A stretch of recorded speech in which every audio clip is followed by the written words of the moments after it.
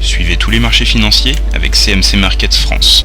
Avec CMC Markets, tradez les CFD sur indices, devises, matières premières et actions 24 heures sur 24. CMC Markets, un des leaders mondiaux du trading de CFD Forex depuis 1989.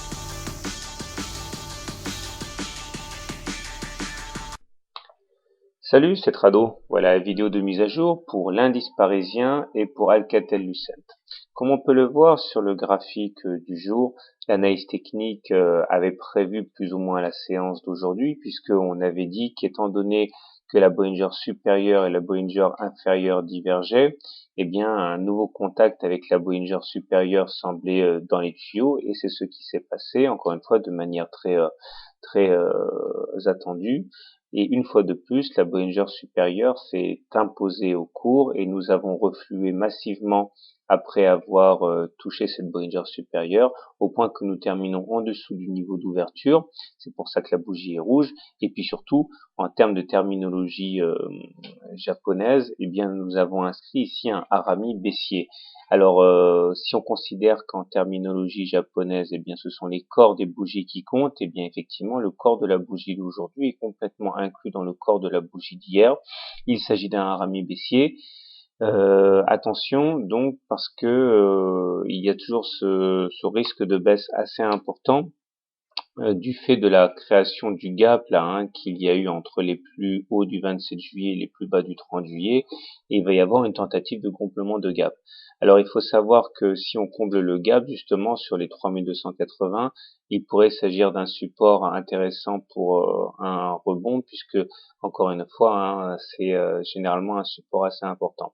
Néanmoins, il n'y a pas de quoi remettre en cause la tendance haussière, puisque nous sommes toujours au-dessus du moyen mobile à 20 séances haussières, et puis surtout nous nous apprêtons à avoir un croisement fort M7, M20. Regardez ici, croisement fort en ce sens que la M7 croît, la M20 croît, c'est un croisement fort par opposition avec un croisement faible tel qu'on l'a eu ici, puisque la M7 a croisé la M20 alors qu'elles étaient en sens opposé.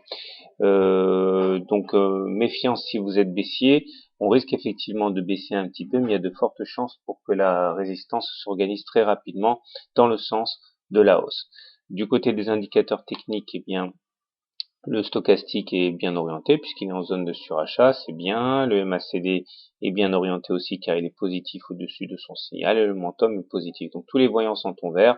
Il n'y a que ce harami baissier pour nous faire, pour nous appeler à la prudence. Je vais tracer les fibos au cas où quand même ça peut être intéressant, puisque si jamais consolidation il y a, ça vous indiquera les points d'entrée intéressants. Donc vous avez un bon point d'entrée ici sur les 3272 correspondant au 23,6% de retracement de Fibonacci, et alors sur les 38,2% avec les 3234 qui est un deuxième point d'entrée intéressant. Ça bien sûr à condition que la consolidation ait lieu, ce qui encore une fois n'est pas garanti. Voilà, donc tendance haussière avec une petite alerte de consolidation demain. Voilà, maintenant rendez-vous tout de suite pour l'analyse d'Alcatel-Lucent. Donc voilà maintenant l'analyse de Alcatel-Lucent. Comme vous pouvez le voir sur ce graphique en unité de temps journalière, nous sommes dans une situation très prometteuse. En effet, nous sommes en train de clôturer au-dessus de la moyenne mobile à cette séance, ce qui statistiquement implique par la suite que l'on aille rallier la moyenne mobile à 20 séances. C'est ce qui se passe le plus souvent, c'est-à-dire celle qui gravite actuellement vers les 1,04 euros. Effectivement, les cours ont stoppé directement au contact du canal noir ici, qui a donc freiné les cours, mais les indicateurs techniques semblent pouvoir plaider pour une confirmation de rebond. Tout ça pour plusieurs raisons. Tout d'abord, l'existence de divergence haussière, tout d'abord sur le stochastique, ici, comme vous pouvez le voir, puisqu'on n'a pas fait de plus bas sur l'indicateur stochastique pendant qu'on faisait des plus bas sur les cours, et également, si on regarde le momentum, on retrouve cette divergence haussière là, puisque également sur cet indicateur, on n'a pas fait de plus bas alors qu'on faisait des plus bas sur les cours.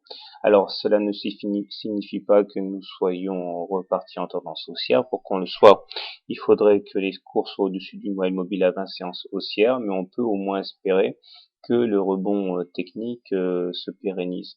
Alors le retour sur la M20 impliquerait quand même que l'on arrive à se débarrasser du canal noir. Ça sera sans doute l'objectif de la séance de demain, tout en sachant qu'il suffirait que l'on ouvre sur les niveaux actuels pour que l'on casse, que l'on gappe, comme on dit, automatiquement ce canal noir, permettant donc de s'affranchir sans même qu'il y ait de lutte de cette résistance, puisqu'on aurait ouvert au-dessus. Ce qui est intéressant, c'est de basculer en hebdomadaire, puisque là, on voit clairement les enjeux du rebond en cours.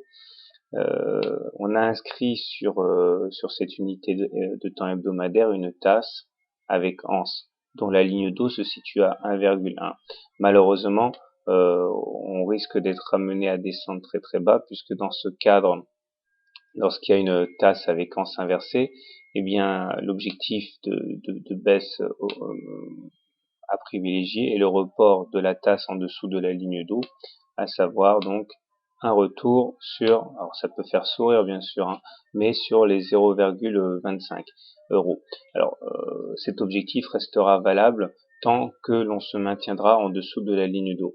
Autrement dit encore, si on veut éviter cet objectif totalement funeste des 0,25 euros l'action, il faudra impérativement profiter des rebonds techniques auxquels nous allons sans doute avoir droit pour repasser à la hausse cet 1,1 euros, afin encore une fois de ne pas se retrouver dans les profondeurs abyssales.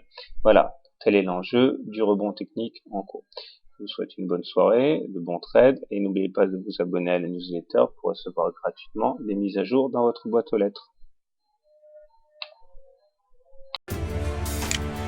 CMC Markets, un des leaders mondiaux du trading de CFD Forex depuis 1989.